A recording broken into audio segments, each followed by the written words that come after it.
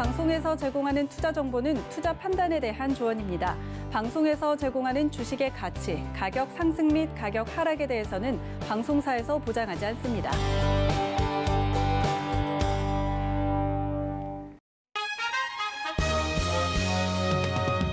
안녕하세요. 신년 특집 2021 실전 투자 비법 2부를 맡은 이지현입니다. 최근에 시장이 상당히 어려운 모습을 보여주고 있습니다. 변동성이 연말 연초부터 굉장히 확대된 이후에 시장의 변동성을 따라가기가 상당히 버거운 모습이 나오고 있습니다. 이럴 때 시장의 중심을 어떻게 잡을지, 어떤 투자 전략을 세울지 오늘은 이 부분에 대해서 말씀을 드리려고 하는데요. 아마 이제 연휴 기간 편하게 쉬시면서 한 번쯤 그동안 생각만 해왔던 부분을 한 번쯤 되돌려 보시면 어떨까라는 취지로 오늘 방송을 보시면 좋을 것 같습니다.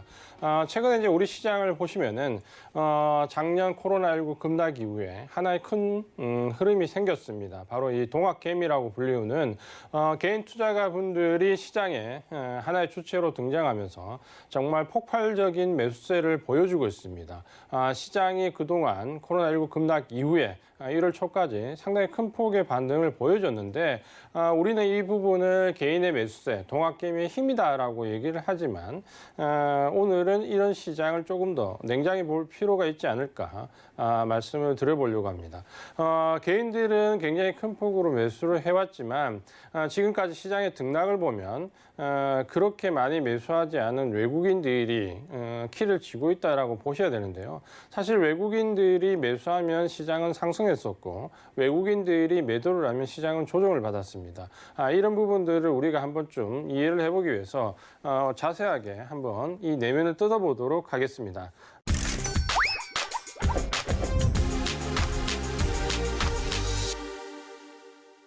먼저 지금 시장에서 우리가 좀 봐야 될 부분이 있는데요. 시장의 중심이 과연 어디에 있냐라는 부분을 우리가 한번 체크해 봐야 되는데 상당히 아쉽게도 동학개미는 굉장히 큰 폭의 매수세를 이루었지만 이 개미들의 집단은 세력화되기가 상당히 어렵습니다. 최근에 미국 시장에서 주가 동호회, 온라인 동호회를 바탕으로 해서 어떻게 보면 이 게임스탑과 관련되어 있는 공매도 세력에 개인들이 굉장히 크게 반발하는 매수세를 좀 보여줬는데 아쉽게도 그 매수세가 지속적이지 못하고 결국에는 어느 정도 흩어지는 모습을 보여주고 말았습니다.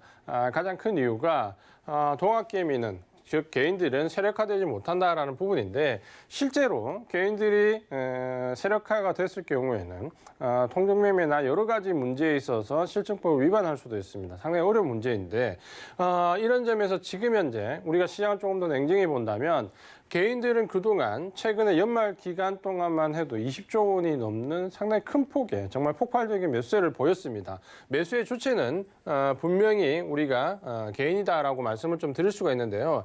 그렇다면 이번에 연말 연초에 큰 폭으로 상승했던 시장의 주체가 과연 개인이 맞았냐라는 부분은 우리가 한번 제대로 뜯어보도록 하겠습니다.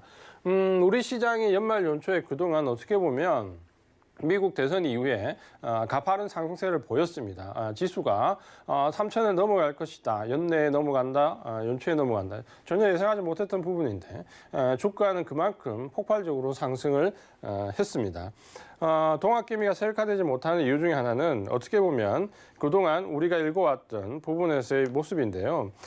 최근에 우리 시장의 주체적인 움직임을 본다면 외국인의 수급과 시장의 등락을 한번 맞춰보시면 이 부분을 충분히 이해하실 수가 있습니다. 우리 시장이 지난 11월 2일 미국 대선 이후에 바이든이 등장하면서부터 시장이 폭발적으로 상승했는데요. 이 구간 동안 1차적으로 상승했던 11월 말, 12월 초 전까지의 기간을 좀 놓고 본다면 시장이 8, 9, 10월 달 조정 기간을 거치면서 상당히 큰 폭으로 상승했던 1차 상승 구간이 나왔을 때인데요.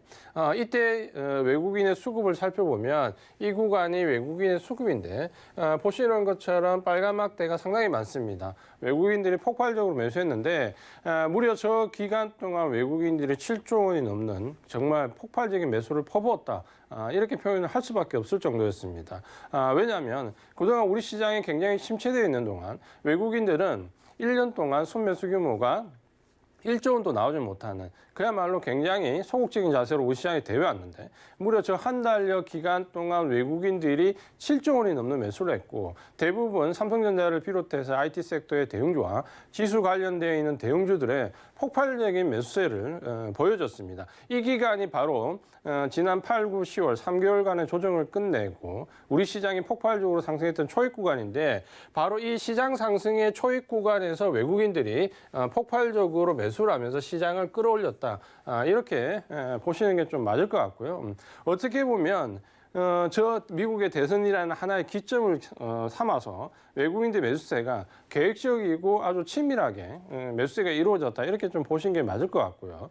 미국 시장뿐만 아니라 아시아 증시에서도 대만이나 홍콩, 우리나라 등과 같이 신흥국 지수에서 상당한 메리트를 가지고 있는 지수들이 대부분 큰 폭으로 상승할 모습을 보여줬습니다. 그렇다면 이 구간에서 시장의 주체는 외국인이었고 짧은 20여일 기간 동안에만 해도 5조 원이 넘는 정말 폭발적인 매수세로 시장 상승을 부추겼다. 그렇다면 지난 연말 연초에 시장의 상승이 강하게 나왔던 시작 스타트 지점을 만든 주체는 바로 외국인이다. 이렇게 보시는 게 맞을 것 같습니다.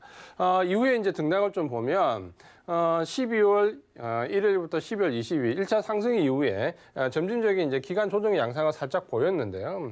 이 기간 조정의 양상을 보일 때 보시면 외국인들은 파란 막대 보시는 것처럼 매도 구간을 좀 형성했습니다. 이 기간 동안 뭐가 있었냐면 11월 말 MSCI 리밸런싱으로 일부 매도 물량이 2조 원 넘게 나왔고요. 여기에 12월 초 구간에서 선물 옵션 동시만기에 의해서 또다시 기계적으로 나가는 패시브 자금 물량이 있었습니다. 이 기간 동안 물량들이 좀 나가면서 전체적으로 외국인이 매도세를 취하는 구간에서 역시 시장은 단기적으로 기간 조정의 양상을 좀 보이면서 이때는 외국인들이 한 2조 원 가까운 매도를 하면서 시장 자체가 조정으로 들어가는 모습을 보였습니다. 반면에 우리가 이제 이 기간 동안 외국인의 등락은 시장의 등락과 그 일치하는 모습을 좀 보여주고 있는데 개인들은 계속해서 이 초입 구간에서는 매도한 형태 그리고 상승이 완전히 무르익었을 때 고점을 향해 달려갈 때는 다시 매수의 형태를 보여줬는데 이런 등락을 보신다면은 시장의 매수의 주체가 분명히 개인이 맞지만 시장의 등락을 만드는 상승과 조정과 그리고 하락을 만드는 주체는 당연히 외국인의 수급에 의해서 결정이 된다. 상당히 이제 아쉬운 부분이고 투자 규모는 개인들이 훨씬 더 크지만 결국에는 저 작은 물량으로 외국인들이 컨트롤하는 부분은 역시 선물과 역시 프로그램 물량과 연계되어 있기 때문에 어느 정도 그런 부분들을 바탕으로 해서 충분히 시장에 대응하고 있다. 이렇게 보셔야 될 것 같습니다. 이렇게 외국인들에서 첫 조정이 나왔는데요. 이후에 보시면은 다시 시장이 연말장에 들어오면서 상당히 가파른 상승세를 보여줬는데 이때도 외국인들은 전체적으로 매수 기조를 유지하면서 큰 폭의 매수를 하지 않으면서 개인들의 매수세를 활용하면서 시장에 눌려지는 구간마다 포인트에서만 산발적으로 매수를 이어주면서 시장 상승을 견인하는 모습을 좀 보였습니다. 이렇게 외국인들이 시장 상승을 용인하면서 시장은 굉장히 큰 폭으로 반등을 했고 우리가 이제 산타랠리라 부를 수 있는 부분들이 지금 나왔는데요. 어떻게 보면 수급적인 구조를 본다면 12월 초중반에 이런 산타랠리는 앞서 말씀드렸던 이 행보 구간에서 충분히 유추해 볼 수 있는 부분이었고 제가 연말장에서 시장이 좀 조정을 받을 때도 산타랠리가 있을 것이다라고 말했던 하나의 배경이기도 합니다. 이렇게 외국인들은 시장의 상승과 하락을 단계적으로 조정을 해왔는데 문제는 여기까지는 외국인들이 상당히 우호적인 모습을 보였고 이 1월 초까지 상승해서의 우리 시장의 구도를 본다면 당연히 매도의 주체는 기관이 됐었고요. 아래쪽에서 매수를 하는 주체는 개인이 되었습니다. 이 개인과 기관이 매도를 주고받을 때 중간에 있는 외국인들이 매수를 하는 날은 상승, 외국인들이 매도를 하는 날은 하락. 만약에 외국인들이 매수를 하지 않더라도 선물을 강하게 매수해주면 지수를 또 끌어올리는 모습 이런 모습을 보이면서 개인과 기관 간의 상당히 팽팽한 매도의 구조에서 외국인들이 어떤 역할을 하느냐에 따라서 시장의 등락이 자연스럽게 조정되는 모습을 보였습니다. 아마도 여기까지는 굉장히 이제 해피한 어떻게 보면 상승 구간이었습니다.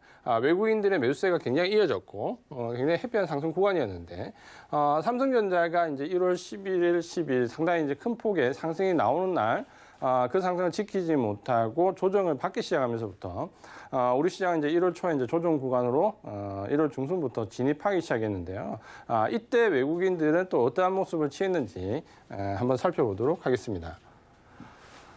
이 마지막 이제 조정 구간에 들어와서 2월 초까지 이어진 조정 구간을 보시면은 이 구간에서 이제 외국인들은 보신 것처럼 큰 폭의 매도가 나오기 시작합니다.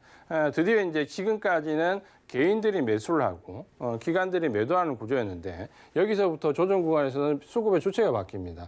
매도의 주체는 외국인으로 바뀌게 되었고 매수의 주체는 여전히 개인의 모습이면서 결국 매도의 주체로 외국인들이 등장하기 시작하면서부터 우리 시장은 상당한 조정 압박을 받기 시작했고 외국인들은 그동안 어떻게 보면 미국 대선 이후에 상승에 불을 당겼지만 이후에 이 상승을 차익 실현의 기회로 삼는 모습을 상당히 많이 보여줬습니다. 아쉽게도 이 상승 구간에서 외국인들 차익 실현 물량들이 이제 상당히 나오게 됐는데요. 이런 이제 우리가 일련의 과정을 좀 보게 되면 결국에는 11월 미국 대선을 기점으로 해서부터 시장의 상승과 조정과 상승과 다시 조정이라는 이 과정의 반복을 본다면 좀 전에 보신 것처럼 구간별로 외국인의 대응을 본다면 어떻게 보면 상당히 얄미울 정도로 시장 컨트롤을 잘 하고 있는 모습을 보여주고 있습니다. 제가 왜 이 설날 특집에 이 수급적인 부분을 가지고 말씀을 드리냐면 우리가 시장을 조금 냉정히 볼 필요가 있는데 어떻게 보면 저 상승 구간에서 계속해서 동학개미가 시장을 주도한다, 이끌어간다, 혹은 상승의 주체로 만들었다. 이제는 개인 투자가분들도 상당히 운용을 잘하고 있다라는 그런 부분들이 포장이 되면서 조정에 대한 대비가 전혀 없이 조정 구간에 들어왔다는 부분이 있습니다. 물론 제가 보기에도 작년에는 정말 우리 증시에서 역사에서 본다면 상당히 드라마틱한 한 해가 되었습니다. 가장 큰 이유가 그동안 개인들이 항상 고점에서 고생했던 물량 대비해서 작년 한 해 동안 정말로 개인들이 아쉬움은 좀 있겠지만 전체적인 보편적인 관점에서 본다면 상당한 수익을 거뒀던 해이기 때문에 우리 시장이 급락하고 상승하는 과정에서 기관이나 외국인이 아니라 개인들이 이렇게 좋은 성적을 거뒀던 데가 제 기억에는 작년이 아마 처음인 것 같은 생각이 좀 들 정도였습니다. 그만큼 개인들 수익률은 상당히 좋았습니다. 하지만 이제 작년과 올해는 또 다른 이제 시장 상황이 바뀌는 시점인데 가장 큰 바뀌게 되는 부분이 중요한 부분은 결국 이제 유동성 장세가 처음에 이런 폭락 이후에 낙폭과대했던 종목들 위주로 어느 섹터든 다 끌고 올라갈 수 있는 시기에는 어떻게 보면 좀 과감하게 주식을 사기만 하면 다 수익을 좀 낼 수 있는 구간이었습니다.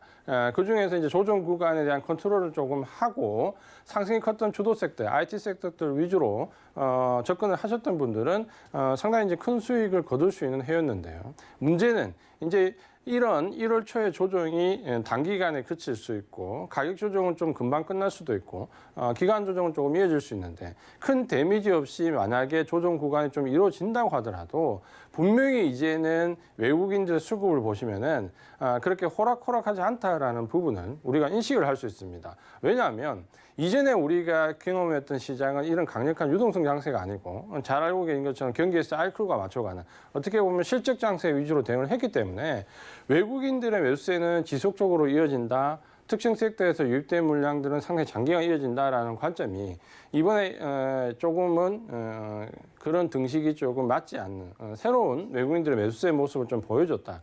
이렇게 좀 말씀을 드리고 싶고요. 그만큼 어떻게 보면 유동성 장세는 우리가 연말 연초에 느꼈던 것처럼 단기간에 수익을 크게 낼 수 있는 기회이기도 하지만 또 그만큼 단기간에 손실을 크게 야기할 수 있는 부분도 있다라는 점을 지금쯤 이제 우리 개인 투자자분도 좀 느끼셔야 됩니다. 그 부분이 뭐냐면 결국은 작년에 좀 어느 정도 상승에 도취되어서 좀 편하게 왔다면 지금부터는 정신을 바짝 차리고 수급에 대해서 혹은 기초 분석이나 혹은 펀더멘탈 분석에 있어서 어느 정도 시장에 대한 관점과 분석으로 대응하지 않으면은 시장이 흘러가는 방향대로 그대로 따라가다 보면 올해는 작년에 벌어놓았던 이익을 단기간에 다 잃을 수 있는 조정도 상당히 중간중간에 많이 야기될 수 있습니다.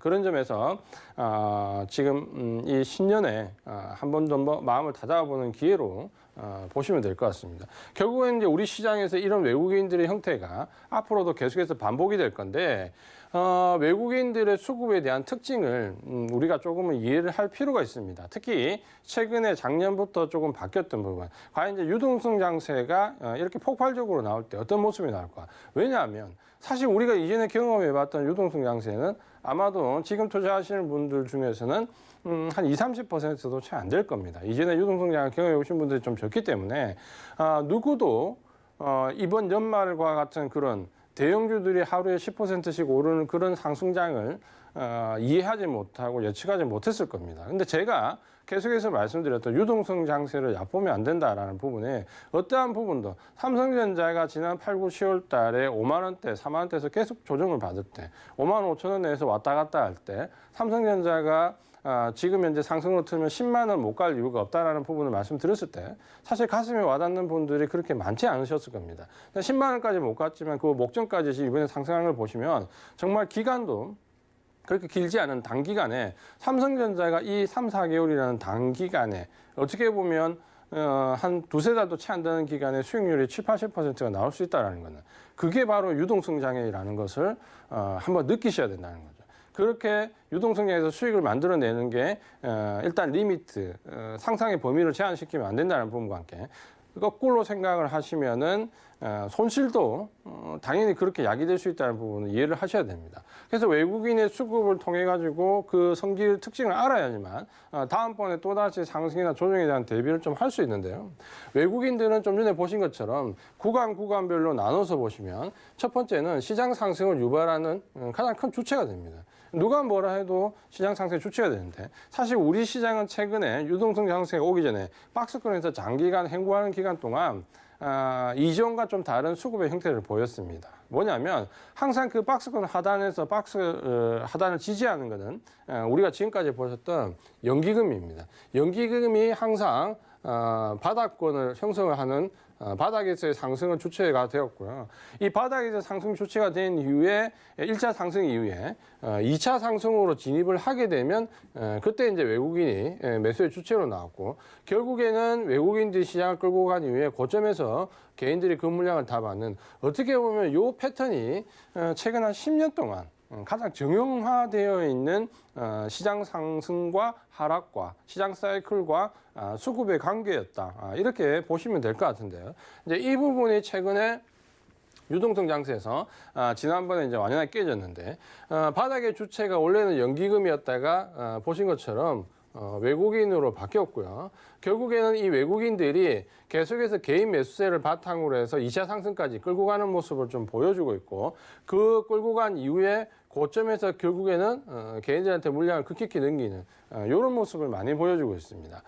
이 차이점이 뭐냐면 사실 외국인들이 이전에 아주 전형적인 시장에서 물량을 넘기고 받는 방법은 개인보다는 프로그램 물량을 넘기고 받는 모습을 많이 보여줬는데 지금은 워낙 개인들의 매수세가 강하고 시장에서 하나의 어찌 보면 제일 큰 주체이기 때문에 이 개인 물량을 받아오고 개인 물량한테 넘기는 이런 형태가 최근에는 가장 많이 나오고 있습니다. 그래서 시장 상승을 유발하는 것도 유동성장에서 연기금에서 외국인으로 바뀌었다. 이렇게 좀 보시면 될 것 같고요. 조정도 당연히 외국인들이 물량을 터질 때 조정이 야기된다. 이런 부분들 이해를 하시면 될 것 같고요. 이전에 우리 시장에서 가장 확실했던 모습이 있습니다. 그러니까 제가 지금까지 말씀드렸던 것 중에 하나가 어떤 부분이냐면 사실 우리가 이제 경험적인 부분도 굉장히 무시할 수 없는 부분이 있는데 작년에 시장이 8월, 11월 이후에 굉장히 큰 폭으로 올라갈 때 8, 9, 10월 달 한번 조정을 받았지 않습니까? 이때 계속해서 나왔던 부분이 시장의 고점론, 닷컴 버블론부터 해서 시장이 그동안 코로나19에 너무 급등했다. 이제 굉장히 큰 폭에 꺾일 것이다라는 공포심을 8, 9월, 10월 이때 조정기에 불어넣었는데 제가 그때 단호하게 말씀드렸던 것 중에 하나가 이런 부분이었죠. 뭐냐면 지금까지 우리 시장에서 시장의 고점은 항상 외국인들이 만들어 왔다. 만약에 외국인들이 아니라 기관들이 물량을 던져서 나오는 고점이 아니라 조정이다라는 부분을 말씀드렸는데 저도 경험상 지금까지의 고점은 저점은 기관이 만든 예가 상당 부분 있었지만 고점은 항상 외국인들이 만들어 왔습니다. 결국 외국인들이 물량을 넘기는 시점이 고점이 되어 왔고 대세 상승과 대세 하락의 구간에서 대세 상승의 꼭대기는 항상 외국인들의 매도 물량이 있었습니다. 그렇게 보신다면은 시장을 고점을 형성하는 부분도 상당 부분 외국인에 의해서 만들어지고 있다. 이렇게 이해를 하시면 될 것 같습니다. 사실 이제 제가 이런 얘기를 드리는 게 그렇게 유쾌한 부분은 아닙니다. 왜냐하면 우리나라 증시를 가지고 외국인들이 결국에는 쥐락펴락하는 부분인데 이 부분이 이제 어쩔 수 없는 현실이고 우리가 받아들일 수밖에 없는 부분입니다. 이런 부분에 대한 이 외국인들에 대한 이 태생적인 부분을 본다면 결국 우리 시장은 지난 1997년도에 IMF 이후에 1, 2년 상간을 두고 처음으로 자본시장, 이 증시가 외국인들을 개방이 되면서 어떻게 보면 굉장히 우리나라 굉장히 어려웠던 시기고 외국인들의 자금 유입이 절실했던 시기이기 때문에 상당히 외국인들의 유리한 제도를 만들 수밖에 없었고 외국인들이 상당히 입맛에 맞는 제도와 이런 증시 관련된 부분을 상당히 양보를 했었습니다. 그런 부분들 때문에 지금 현재 어떻게 보면 외국인들은 좀 기울어진 우위를 가지고 우리 시장은 좀 쥐락펴락한 부분이 있는데 지금 현재는 이제 그런 부분들이 조금씩 수평이 맞춰져 가고 있고 최근에 이제 논란이 되고 있는 공매도 관련된 부분도 개인들을 위한 제도 개선이 저는 반드시 이루어질 거라 보고 있기 때문에 조금씩 그런 불균형들이 개선돼 나갈 것이다. 이렇게 말씀을 드리겠습니다. 그만큼 이제 외국인의 수급은 우리 시장에서 좀 절대적이다. 이렇게 좀 보셔야 될 것 같고요. 우리나라에 유입되어 있는 자금, 외국인 자금을 100이라고 하면 전체 100 중에서 45가 미국입니다. 그 외에 이제 나머지 유럽, 특히 영국계 자금이 많은데요. 유럽이나 중동, 아시아, 중국과 같은 외국인 자금들로 좀 이루어져 있다. 이렇게 보시면 되고요. 거의 절반 가까이가 미국계 자금이기 때문에 뭐 미국 증시에 절대적인 영향을 받아서 똑같은 바스켓 거래를 하고 있다라고 보시면 될 것 같습니다. 이처럼 이제 외국인의 수급은 시장을 만들어 나가는 중요한 역할을 하고 있는데요. 아마 이제 시청자분께서 궁금하신 거는 이걸 겁니다. 그렇다면 결국 외국인이 사고 파는 종목이 뭐냐? 아마 이게 제일 궁금하실 것 같은데요. 11월 미국 대선 이후에 11월 27일까지 그야말로 시장이 겁없이 상승했던 1차 상승 구간에서 외국인들은 어떤 종목을 찾냐라고 보시면 1위가 삼성전자입니다. 삼성전자고 2차 전지로 대비되는 LG화학, SK 하이닉스, 그리고 코덱스 200 지수와 관련된 ETF죠. 그리고 카카오, 그리고 아모레 퍼시픽, 두산중공업, SK케미칼, 현대모비스, 삼성전기. 보시는 것처럼 삼성전자, LG화학, SK하이닉스, 삼성전기 IT 종목들이 압도적으로 좀 많이 들어와 있고요. 그 다음에 이제 일부 SK케미칼도 역시 IT 소재로 좀 볼 수 있는 부분도 역시 있다 그렇죠. 그리고 이제 아무래도 보시면 카카오 같은 개별 종목으로 들어왔는데 이 전체적인 흐름을 보신다면 외국인들은 어쨌든 한국 증시를 들어 올려야 되겠다라고 생각을 하면 결국은 어디입니까? IT 섹터를 집중적으로 노려나갔죠. 삼성전자를 필두로 해서 SK하이닉스나 LG화학 같은 IT와 연관되어 있는 종목들을 집중적으로 매수하면 우리나라 시장이 빠르게 반등한다라는 부분을 알고 있고 그런 부분에서 이제 코덱스 200 같은 지수 선물도 ETF도 같이 이제 묶어서 거래를 하는 모습을 좀 보여줬습니다. 이렇게 보신다면 어떻게 보면 이 초창기에 11월 2일에서 11월 27일 이 구간만 우리가 열심히 잘 들여다보고 있었으면 이후에 12월 초에 약간 기간 조정의 양상을 봤지만 연말에 산타랠리가 나올 때 어느 쪽이 강하게 갈 거라는 부분을 어느 정도 짐작을 할 수가 있습니다. IT와 일부 대형주 그리고 현대모비스나 이쪽으로 형성되는 운송장비 업종들이 눈에 많이 들어온다는 부분을 일부 이제 캐치를 좀 할 수가 있습니다. 특히 이제 인상적인 부분이 삼성전자였는데요. 우리가 삼성전자가 11월 달에 외국인들이 대량으로 매수하기 전에 정말 그야말로 코로나19 급락 때부터 해서 시장이 반등 주는 구간에도 계속해서 외국인들의 매물 폭탄을 맞았던 게 삼성전자입니다. 하루에 어떤 경우에는 2천만 주가 하루 단일 물량으로 매도가 되기도 하고요. 어마어마한 물량의 매도를 받았는데 제가 계속해서 말씀을 드렸습니다. 코로나19 급락 때 반등하는 구간에서도 외국인들이 삼성전자를 계속해서 매도했는데 제가 이제 이런 표현을 했었죠. 굉장히 궁금하다라는 표현을 말씀드렸습니다. 과연 저렇게 매도하고 난 이후에 과연 어떻게 외국인들이 저걸 다시 매수를 할까? 제가 볼 때는 반드시 다시 매수를 한다. 그것도 올해 안에 매수를 해서 적어도 내년에 차익 실현 관점으로 본다면 올해 안에 강력하게 매수할 건데 어떤 식으로 매수할까라는 궁금했던 부분이 결국 8, 9, 10월 조정에서 그 열쇠가 풀렸죠.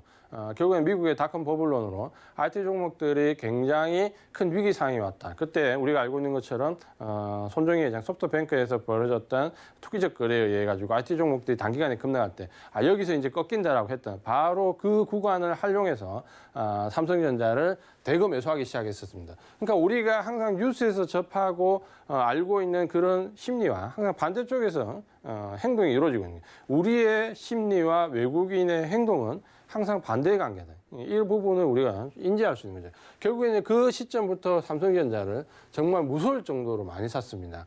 단기간에 8천만 주 이상 매수를 하면서 삼성전자와 LG화학이 어떻게 보면 전체 매수 물량이 거의 한 60, 70% 육박할 정도로 저기에 포커스가 맞춰져서 매수를 하기 시작했습니다. 그때 이제 제가 삼성전자를 매수해야 된다라고 말씀드리면서 저 정도 매수량을 본다면 제가 예상할 때 1차 가격은 10만 원이었습니다. 그러니까 그 구간에 조금 못 미치고 왔는데 어쨌든 지나고 나서 보면 상당히 어떻게 보면 우리가 저 때부터 좀 어느 정도 예측을 할 수 있는 부분이 있다 그러죠. 근데 저건 이제 인지하느냐 못하느냐의 차이가 있는 거죠. 외국인들은 그렇다면은 그 매수 구간에서 저렇게 매수했는데 그러면 조정을 받는 구간 최근에 1월 11일부터 1월 27일까지 삼성전자가 고점을 형성하고 조정받는 어떻게 보면 이 조정관이 굉장히 아팠습니다. 왜냐하면 워낙 연말 연초 상승폭이 좋았기 때문에 저 조정 구간에서 개인들이 초반에 굉장히 많이 고점에서 추격 매수를 했습니다. 삼성전자, LG화학, LG전자, 현대차 대부분의 대형 종목들을 워낙 하루에 7, 8% 상승을 하고 있었기 때문에 당연히 상승에 도취될 수밖에 없고 대형주가 코스닥의 중소형주보다 몇 배나 수익률이 좋은 형태로 왔기 때문에 너도 나도 추격 매수를 했고 조금 안타까운 부분은 뭐냐면 저 추격 매수의 주체가 주식이 뭔지 모르는 우리가 요즘 말하는 주린이라고 하는 주식이 뭔지 모르는 사람들이 일단 증권회사에 가서 계좌를 만들고 그동안 다른 쪽에 투자했던 적금이나 이런 부분을 다 해약을 하고 그 증권계좌에서 사는 첫 번째 종목이 바로 삼성전자, LG화학, 삼성 SDI, 현대차 누구나 다 알 수 있는 종목인데 그 종목들이 지금 당장 또 굉장히 큰 폭으로 상승을 하고 있으니 당연히 그런 종목을 사겠죠. 그래서 안타깝게 저 고점에서 사신 개인 투자가 분들은 대부분 초보 분들이 계좌를 처음 만드신 분들이 상당히 많이 샀습니다. 조금 아픈 현실이죠. 그래서 그때 외국인들은 그럼 뭘 팔았냐라고 보신다면 1위가 삼성전자입니다. 삼성전자를 작년 하반기 조정 이었고에서 정말 큰 폭으로 매수를 했다가 이 구간에서 뭡니까? 다 팔았다는 거예요. 매도했다라는 거죠. 굉장히 이제 이 부분이 시사하는 부분이 큰데 뭐냐면 유동성 장은 상상의 이 우리가 상상할 수 있는 범위를 벗어난다는 거예요. 작년에 외국인들이 그만큼 매집을 하고 매도했던 물량을 매수 전환시켰던 부분을 올 한 해 어떨까요? 삼성전자 누구나 다 알고 계시잖아요. 최근에 삼성전자는 장밋빛입니다. 반도체 사이클에서 슈퍼 사이클 얘기가 나오면서 메모리 반도체 쪽에서 굉장히 큰 폭의 수요가 늘어날 것이다. 여기에 작년부터 차곡차곡 준비했던 비메모리 반도체 관련된 부분이 올해부터 빛을 발할 것이다. 5G 관련된 부분도 화이자 제재 이후에 에릭슨과 함께 글로벌하게 굉장히 쉐어가 높아져 가면서 선방하고 있다. 여러 가지로 삼성전자가 굉장히 장밋빛으로 보도가 되었고 실제로 또 그렇죠. 그 예측이 그렇게 크게 틀리지 않는다 그랬죠. 그럼에도 불구하고 외국인들은 올해 이 삼성전자 장밋빛을 앞두고도 중요한 부분은 결국에는 뭡니까? 매도로 순매도로 전환했다라는 거죠. 결국에는 이전에 샀던 물량을 다 팔아치웠다라는 거죠. 이게 유동성이 굉장히 무섭니다. 그렇죠? 언젠가 다시 살 수는 있겠지만 일단 어느 정도 밀고 당기는 실적 장세에서 어느 정도 팔고 다시 매집하고 팔고 사는 게 아니라 그냥 화끈하게 사고 그냥 화끈하게 다 팔았다라는 거예요. 그러니까 이게 유동성 장세의 특징인데 사실 이걸 경험해 오지 못한 사람은 정말 황당할 뿐이죠. 저렇게 단기간에 급하게 사고 저렇게 단기간에 급하게 다 팔아치우나 라는 생각을 충분히 할 수 있습니다. 그래서 삼성전자가 우리 시장을 이끌었다면 삼성전자가 조정을 받으면 일단 시장의 단기 고점이 나온다 그랬죠. 그래서 이 주식 시장을 어느 정도 파악하기가 힘들다면 항상 유발했던 요인이 뭐며 그 유발했던 요인이 어떻게 되는가 보는 게 가장 설명을 좀 빠르게 할 수 있습니다. 그렇다면 이 시장이 IT 섹터에 삼성전자에서 올라왔다면 삼성전자가 조정을 받으면 일단은 단기 고점이 나왔다 이렇게 보셔야 돼요. 그래서 삼성전자에 대한 부분이 지금 현재도 가장 첨예하게 우리가 관찰을 좀 해야 되는 부분입니다. 그리고 이제 타이거 200 ETF를 팔았고요. 삼성전자 우선주, 특히 삼성전자 우선주는 경영권 관련해서 워낙 개인들의 선호도가 높았기 때문에 물량을 넘기기가 상당히 편했죠. 그리고 SK 하이닉스도 반도체 슈퍼 사이클에 불구하고 상당히 팔았고요. SK 이노베이션, 2차전지 관련 종목, 코데스 200, S51 그리고 기아차. 이렇게 보시면은 어떻게 보시면 그동안 굉장히 큰 폭으로 매수를 했던 종목들을 그냥 단기간에 또 대거 매도하는 모습도 보여졌습니다. 그럼 이 부분이 뭘 의미하는지 상당히 중요한 부분을 내포하고 있는데 조금 더 보고 말씀을 드리겠습니다. 외국인들이 매수했던 종목들 이후에 또다시 매수했던 종목들 위주로 좀 본다면 코덱스 200, 타이거 200, 타이거 MSCI, 삼성 SDI, 삼성 바이오로직스, 삼성전기, SK텔레콤 여전히 IT 섹터 종목들이 많고 이후에 ETF 관련된 지수 관련되는 종목들을 매수하는 모습을 좀 보여줬습니다. 근데 이때는 이미 매수 강도가 상당히 떨어져 있고 이전에 매수했던 종목들을 야금야금 매도 좀 전에 말씀드린 차익 실현하고 있는 구간에서 지수가 좀 크게 조정받으시면 그 포인트에서만 매수를 했다 그렇죠. 그러면서 매수세가 상당히 좀 떨어져 있고 포인트 구간에서만 시장을 받치는 역할을 좀 했습니다. 그러면서 삼성전기 같은 경우는 꾸준히 매수하는 모습이 상당히 이제 인상적이었는데 삼성의 SDI도 계속해서 매수를 좀 해 들어왔지만 이전에 매수했던 종목들하고는 종목의 구성이 좀 많이 달라져 있습니다. 그러니까 적극적으로 수익을 창출하기 위해서 끌어올린다기보다는 어느 정도 개인들의 매수세를 용인하면서 그 매수세를 조금씩 차익 실현의 기회로 삼고 있는 모습을 많이 보여줬습니다. 그러다가 이제 우리 시장이 굉장히 큰 폭의 조정을 좀 받았는데 이 일련의 이제 과정들을 하나하나 종목별로 좀 보시면은 유동성 장에 상당히 무서움도 있고 어떻게 보면 이제 매매를 잘하신 분한테는 이만큼 또 좋은 기회가 없다라는 거죠. 근데 외국인들이 왜 이런 형태를 취하느냐라는 부분은 우리가 이전에 알고 있던 실적 장세와의 어느 정도 차별화입니다. 그러니까 그 차별화는 뭐냐면 유동성 장은 어떻게 보면 실체가 없다 그러죠. 지금 지수가 코로나 급락기 이후에 우리 시장이 3천 이상은 반등했는데 그만큼 경제 상황이 나아졌냐라고 보신다면 지금 밖에 나가 보시면 코로나19가 아직 완전하게 해결된 부분이 아닌 상태에서 경제가 코로나19 이전보다 더 좋아졌나요? 그렇지 않다 그렇죠. 그렇지 않는데 이 유동성이라는 돈의 힘으로 끌고 올랐다 그렇죠. 그러니까 우리가 생각해 볼 뭐냐면 돈의 힘으로 올라왔기 때문에 단기간에 거칠 것 없이 올라는 왔지만 불안하다라는 거예요. 어느 정도 펀더멘탈에 기인해서 올라왔던 부분이 아니기 때문에 불안한데 그 불안하다는 게 우리 개인 투자자분들도 불안하지만 사실 외국이나 기관도 똑같이 불안하다는 거예요. 그렇기 때문에 올릴 수 있는 여지가 있을 때 속도를 좀 빠르게 해서 올리고 차익 실현의 기회가 있으면 일단 좀 차익 실현하고 또 올릴 수 있는 여지가 있으면 또 빠르게 올리겠죠. 그러니까 이런 형태의 반복이 앞으로 유동성 장세가 얼마나 갈지 모르겠지만 실제적으로 코로나19 급락 이후에 경제 부양 정책에 의해서 실물 경기가 나아지는 시점까지는 아마도 이런 등락의 형태가 적어도 두세 번, 세네 번은 반복이 될 수 있습니다. 그러니까 이번에 우리가 경험을 해봤기 때문에 다음번에 이제 반복이 될 때는 뭔가 그 전략을 머릿속에 갖고 이제 대응을 좀 해야 된다는 거죠. 조금 기민하게 옮길 필요가 있다는 거죠. 그래서 이제 외국인의 수급은 앞으로 이제 어떻게 바뀔 거냐. 왜냐하면 결국 외국인들에 의해서 우리 시장이 조장이 됐고 지금 이제 외국인들에 의해서 시장이 좀 조정을 받으면 그 외국인들이 사주면 시장이 다시 상승 반전할 거지 않겠습니까? 그렇다면 외국인들이 어떤 요인을 가지고 시장을 상승할 수 있을까라고 본다면 일단 미국 시장이 먼저 안정화돼야 되겠죠. 지금 이제 미국 시장은 바이든 대통령이 취임한 이후에 좀 경량에 휩싸여 있습니다. 그러니까 이전은 트럼프 정부 때와 가지고 왔던 부분에서 워낙 단절되고 차별화되는 부분이기 때문에 어떻게 보면 전부 처음부터 다시 시작한다는 생각으로 미국 시장은 좀 보시는 게 좋습니다. 일단은 지금 백신과 관련된 이슈가 얼마만큼 집단 면역력이 빠른 시간에 형성될 것이냐는 부분이고 두 번째는 바이든 정부에서 지금 추진하고 있는 대규모 경기 부양책 이 부분이 얼마만큼 빠르고 실질적으로 침투할 수 있느냐 이 부분이 중요한 부분입니다. 이제 공화당 일부에서 이제 반대 의견이 나오면서 미국 시장에서 이제 이 부분이 첨예하게 대립이 되고 있는데 결국에는 이제 경기 부양책은 나올 것이고 그 규모가 애초에 예상했던 범위까지 되느냐 2조 달러 이상 되느냐라는 부분을 좀 봐셔야 될 것 같고 그게 된다라고 한다면 미국 시장은 생각보다 빠르게 안정될 것이고 외국인 수급은 또다시 강하게 유입될 수 있습니다.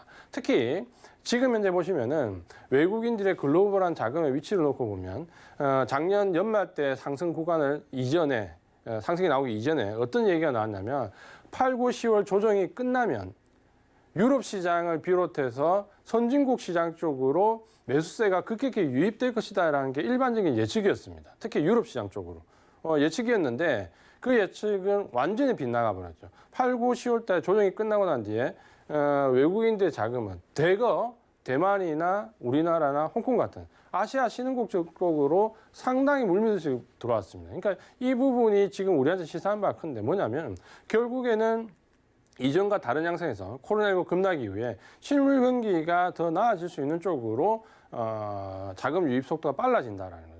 그렇게 본다면 우리 시장은 그렇게 나쁠 필요는 없다. 그리고 수급적으로 안 좋아질 필요도 없다라고 보여지고 일단 이제 외국의 수급은 미국 시장이 안정되면 첫 번째 미국 시장의 등락에 따라서 시장이 안정되면 자금이 들어올 것인데 그 부분은 아시아 쪽을 중심으로 해서 신흥국 증시 쪽으로 대만이나 우리나라 쪽으로 상당히 유입되기 많이 됐던 부분에 계속 유입될 것이다. 이 부분이 일단 우리가 긍정적으로 볼 수 있는 요인이고 다만 조금 아쉬운 부분은 최근에 이제 공매도와 관련되어 있는 부분에서 계속해서 논쟁거리가 있고 너무 기울어져 있는 부분이 있기 때문에 제도적 보완이 좀 빨리 돼야 되는데 이 제도적 보완 없이 개인들의 공매도 없이는 또 연장하는 형태로 가버리면 지금 안 그래도 대만에 유입되는 증시보다 우리 증시 자금이 좀 줄어들고 있는데 외국인들의 유입되는 속도가 좀 제한적일 수 있다라는 부분으로 보신다면 공매도를 너무 계속해서 좀 딜레이 시키면 금지를 오히려 시장은 좀 역효과를 볼 수 있습니다. 그러니까 이 부분도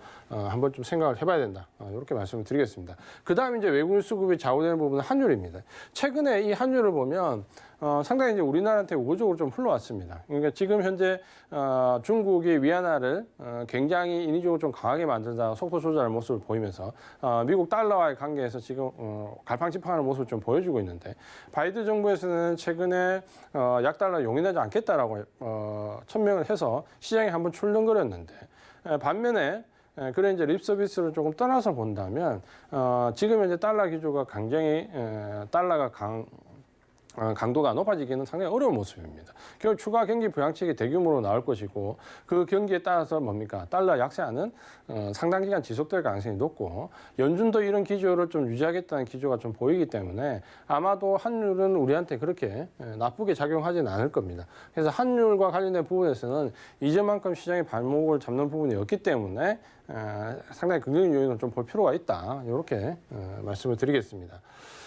그 다음에 이제 우리가 볼 수 있는 부분이 MSCI 신흥국 지수인데요.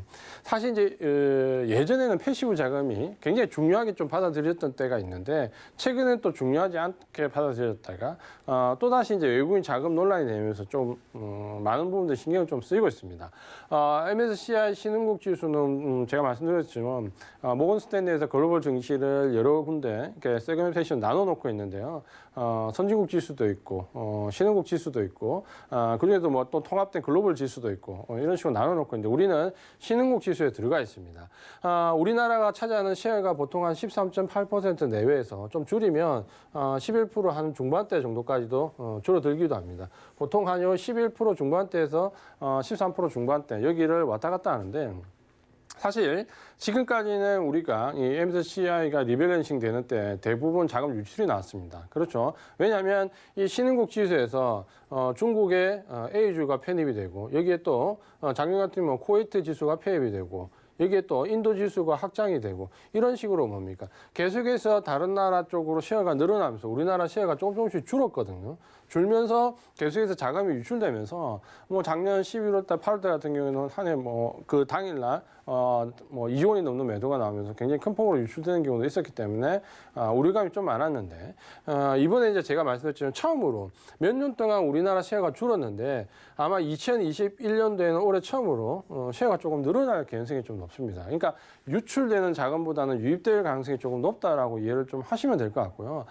가장 큰 이유가 중국의 통신주들이 이번에 MSCI 신흥국 지수에서 배제가 됐습니다. 잘 알고 있는 것처럼 미국의 제재를 좀 받았기 때문에 그 종목들이 대거 빠져나가면서 그 빠져나간 만큼 우리나라 종목들이 좀 채울 수 있는 비중이 늘어났습니다. 그러면서 아마도 이번 이제 2월 달 MSCI 리밸런싱 때부터 외국인 자금들이 좀 유입이 될 겁니다. 이 부분을 잘 생각을 해보시면 이제 우리가 유추를 해볼 수 있는 거죠. 뭐냐면 자, 지금 현재 우리 시장이 계속해서 조정을 좀 받았고 지금 이제 당장의 반등이 나온다 해도 기간적이 좀 이어질 수 있습니다. 그러면 예를 들어서 종목을 끌어올릴 수 있는 외국인들 액티브 자금들이 어떤 생각을 할까요? 우리가 합리적으로 유출해 볼 수 있습니다. 뭐냐면 이번 2월 달에 MSCI 리밸런싱이 올 때 패시브 자금들이 들어올 수 있다는 거죠. 그러니까 누구나 다 알고 있는 얘기거든요. 그러면 액티브 자금들이 생각하는 부분은 뭘까요? 패시브 자금이 유입되는데 내가 그 전에 지수 종목을 끌어올릴 필요가 있을까요?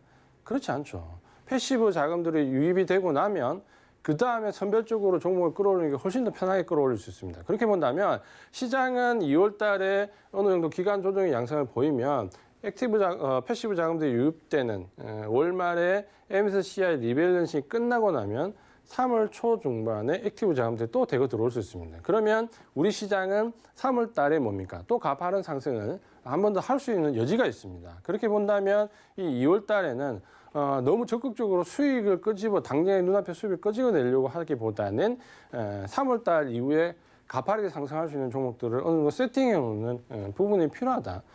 이 부분이 제가 봤을 때는 아주 중요한 포인트가 될 것 같습니다.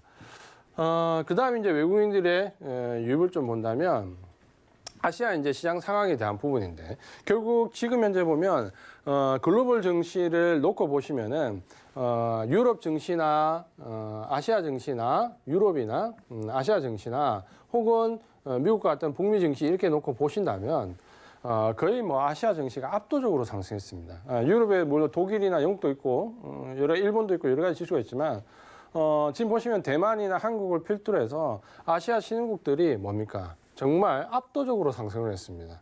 그러니까 이 상승이 우리나라도 지금 글로벌 1, 2 대만하고 다투고 있는데요. 대만 같은 경우는 지금 현재 TSMC를 비롯해서 TSMC가 작년에 삼성전자를 추월했는데 지금은 거의 1.5배 정도 시총이 거의 될 정도로 격차를 벌리고 있습니다. 대만은 작년에 뭐 속칭 얘기하면 IT 종목은 아무거나 사도 2배, 3배 오릅니다. 그러니까 그 정도로 지금 폭등을 했는데 이 대만 증시와 함께 최근에 중국 증시도 굉장히 가파르게 올라가고 있고요. 또 한 가지 이제 의외였던 부분은 홍콩은 사실 우리가 알고 있는 것처럼 여러 가지 정치적인 문제를 해가지고 사회가 굉장히 불안정했기 때문에 외국인 자금 유입이 안 됐는데 어떻게 보면 미국 자금이 대만 증시를 굉장히 큰 폭으로 끌어오는 것처럼 홍콩 증시는 어떻습니까? 중국계 자금들이 굉장히 큰 폭으로 유입되면서 홍콩도 지금 상당히 가파르게 상승하는 모습을 보였습니다. 어떻게 보면 경제활동이나 정치적 상황을 감안하면 쉽지 않은 부분인데 결론적으로 얘기하면 대만, 홍콩 여기에 우리나라까지 정말 아시아 증시가 전 세계 증시를 이끌어갈 만큼 큰 폭으로 상승했습니다. 왜 그럴까라는 부분을 얘기해 본다면 일단 가장 중요한 첫 번째 팩트는 역시 코로나19겠죠. 코로나19와 관련된 대처 능력에서 그 과정이 어떻든 결국 결론을 놓고 봤을 때는 대만은 압도적으로 지금 잘 되고 있고요. 중국도 어쨌든 간에 발원지지만 이후의 컨트롤이 미국을 넘어서면서 상당히 잘 되고 있는 모습이고 우리나라도 최근에 환자 수가 늘어나긴 했지만 사실 우리나라 지금 400명, 500명, 600명 인구 대비로 유럽을 가보세요. 몇만 명 단위로 나옵니다. 인구는 고작 우리나라보다 1.5배, 1.6배 정도밖에 안 많은데 단위가 달라집니다. 그러니까 우리나라도 상당히 그렇게 본다면 최근에 환자 수가 늘어난 건 맞지만 우리나라가 1000단위, 만 단위로 계산하지 않잖아요. 그만큼 컨트롤이 잘 되고 있다는 부분이고 그런 부분 때문에 아시아 지역 쪽으로 몰리는데 왜 이 부분이 아시아 지역으로 몰리느냐. 결국에는 코로나19 급락이라는 부분이 뭡니까? 빨리 이 부분을 잠재울수록 뭡니까? 경기 확장 신호가 경기 확장이 빠르게 진행될 수 있다는 기대감이 있다는 거죠. 결국에는 그 기대감 때문에 이 아시아 증시 쪽으로 상황이 굉장히 몰렸고 실제로 경제 지표가 발표되는 부분들이 이쪽이 가장 앞서 있습니다. 그렇기 때문에 아마도 당분간 이런 기조가 이어질 건데 아마 이제 시청자분들이 궁금하신 거는 그런 걸 거예요. 그러면 지금까지 이랬는데 앞으로도 이럴 것이냐? 제가 볼 때는 앞으로도 그럴 가능성이 높습니다. 왜냐하면 이제 유동성장세가 1차가 끝나고 2차로 들어가게 되면은 결국에는 이제 이 2차 상승세는 실적 상승으로 넘어가게 됩니다. 그러니까 유동성장세 1차 정도 상승기는 결국에는 어느 걸 사도 올라가는 낙폭 과대에 대한 반등이었다면 여기서부터는 실제적으로 실적이 좋아지는 종목들 위주로 선별적으로 올라갈 수밖에 없는데 결국 이 실적이라는 건 어때요? 코로나19 컨트롤이 빨리 되고 난 이후에 경기 확장이 빨리 되는 쪽으로 나온다 그러죠. 그렇게 본다면 코로나19에 대한 대책이 상당히 좋았던 쪽이 결국은 뭡니까? 경제 상황도 당연히 빨리 좋아질 수밖에 없다라는 거죠. 그러면 외국인 수급은 결국 아시아 정치 쪽으로 다시 강하게 재유입될 수 있다는 거죠. 그렇다면 제가 이 외국인 수급이 어떤 이유로 움직이냐라는 부분을 지금 방금 전에 살펴봤는데 이런 이유들을 보신다면 어떤가요? 결국 외국인 수급은 재유입될 가능성이 굉장히 높다는 거죠. 그러면 지금 현재 시장이 굉장히 조정을 겪고 있기 때문에 어려움을 좀 겪은 부분도 있고 뭐 시장이 지금 다시 반등을 주고 있고 또다시 기간 조정을 좀 줄 수 있는 부분이 있는데 시장을 우리가 부정적으로 볼 필요가 없습니다. 다만 지난 8, 9, 10월 때 조정 때 보신 것처럼 이 기간 조정을 잘 올바르게 현명하게 극복하지 못하면은 상승 구간에서 이익이 없다라는 거죠. 그러면 제가 좀 전에 이 MSCI 리밸런싱 때 자금 유입되는 가능성에 대해서 말씀을 드렸고 그 유입이 되고 나면 3월 초중반에 액티브 자금들이 유입되면서 시장이 또다시 종목별로 굉장히 큰 폭으로 상승할 수 있는 여지가 높습니다. 그렇게 본다면 지금 현재 우리가 어떠한 전략을 세워야 되냐라는 부분을 봤을 때 일단은 연말 연초에 그리고 작년 대선 이후에 상승해서 일단 빠져나와야 됩니다. 그리고 이 빠져나온다는 것은 어떤 멘탈적인 부분도 있지만 그 종목들에서도 빠져나와야 됩니다. 워낙 강하게 상승했기 때문에 그 종목들이 또 상승하지 않을까. 외국인들의 선택은 제가 볼 때 그렇지 않을 것 같습니다. 만약에 또다시 그 종목들을 상승시키려고 했다면 이런 정도의 차익 실현을 하지는 않겠죠. 근데 이런 정도의 차익 실현을 했다라는 말은 이후에 주도 종목이 바뀐다라는 부분인데 주도 종목은 코로나19에 대한 대처 혹은 그 영역 안에서 IT 섹터들이 가지고 왔던 부분, 경기 확장에 대한 기대감을 갖게 했던 종목들에서 실제로 경기가 좋아지면서 실적이 좋아지는 종목 쪽으로 이제 현실적인 주도주로 옮겨간다는 거예요. 그런 움직임이 지금 현재 미국 시장에서는 좀 확연하게 나오고 있습니다. 잘 보시면 이제 우리가 선택해야 되는 이제 기로에 들어와 있습니다. 최근에 보시면 소비재 관련된 종목들이 굉장히 큰 폭으로 오릅니다. 이제는 작년 연말에 삼성전자가 급하게 올랐던 그 상승폭을 이 소비재들이 이제 조금씩 대신해 나가고 있다는 거죠.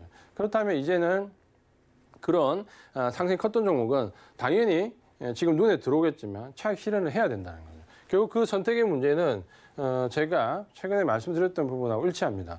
삼성전자가 지금 현재 상승 여력이 20-30% 정도 우리가 기대할 수 있다면 소비재와 관련되어 있는 부분들은 상승 여력이 50% 이상 있는 종목들이 상당히 많이 있습니다. 그러니까 여기로 우리가 포커스를 맞출 거냐, 여기로 포커스를 맞출 거냐. 삼성전자는 이미 작년에 70-80% 수익을 냈다 그렇죠. 아쉽지만 지금 뭡니까? 여기로 들어가서 뭡니까? 다시 수익을 70%, 100% 만들 수 있는 종목 쪽으로 들어가야 된다는 거예요. 그게 지금 현재 우리가 해야 될 일이고 2월 달에 해야 되는 일인 거죠. 그럼 2월 달에 그 종목들을 주도주 쪽으로 세팅을 좀 맞춰 놓으시면 결국 경기 확장에서 덜 올랐던 쪽하고 경기 확장에서 보시면 운송장비, 철강, 건설기계 이제 흐름이 다 달라집니다. 그 안에서도 실적이 진짜 빠르게 좋아질 수 있는 건설 쪽이나 이쪽으로 포커스를 맞춘다는 거죠. 그리고 소비재 쪽 음식료 업종이나 혹은 화장품이나 이런 쪽으로 시장의 포커스가 맞춰진다는 거예요. 그럼 그 종목들이 뭡니까? 이제 2월 달에 패시브 자금 유입되는 MSCI 리밸런싱이 끝나고 3월 초중반으로 넘어가면 또다시 가파르게 상승하는 구간이 반드시 나올 거라는 거예요. 그럼 시장에 이제 일련의 과정들을 이해를 다 하시면 그렇게 조급하게 대응하거나 상당히 어려움을 겪을 필요는 없습니다. 이런 부분들을 좀 생각을 하시고 지금은 조정 구간이지만 새로운 주도주를 매집해야 될 시기다. 이 부분을 꼭 기억을 하시면서 시장에 대한 대응하시고 연말, 연초 고생하셨던 부분을 이번 연휴에 편안하게 쉬시면서 또 다음을 대비하시면 좋을 것 같습니다.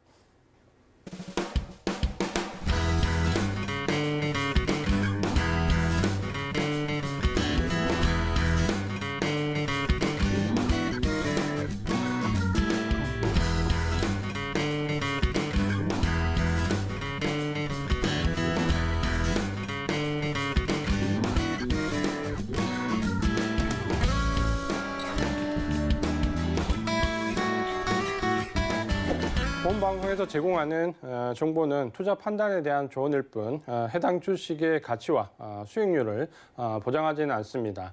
연휴 기간 동안 즐거운 휴식을 취하시고 주식은 또다시 시작했을 때 새로운 마음가짐으로 올 한 해 작년과 같은 좋은 수익률을 유지할 수 있다. 항상 긍정적인 마인드가 주식의 수익률을 높여줍니다.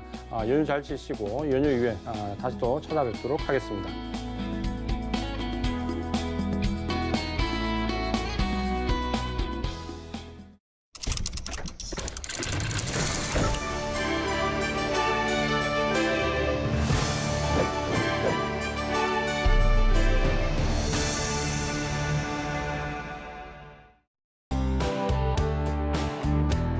본 방송에서 제공하는 투자 정보는 투자 판단에 대한 조언입니다. 방송에서 제공하는 주식의 가치, 가격 상승 및 가격 하락에 대해서는 방송사에서 보장하지 않습니다.